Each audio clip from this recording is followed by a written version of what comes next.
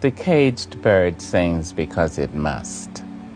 It must or die. Maybe it must and die, I don't know, but it must sing.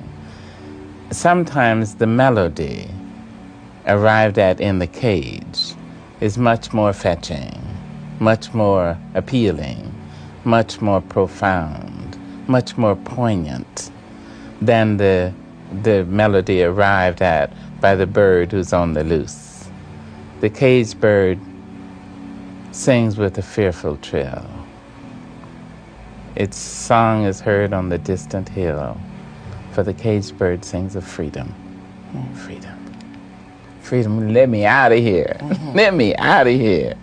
And so there's something universal about that song, since all of us are caged in some way or another.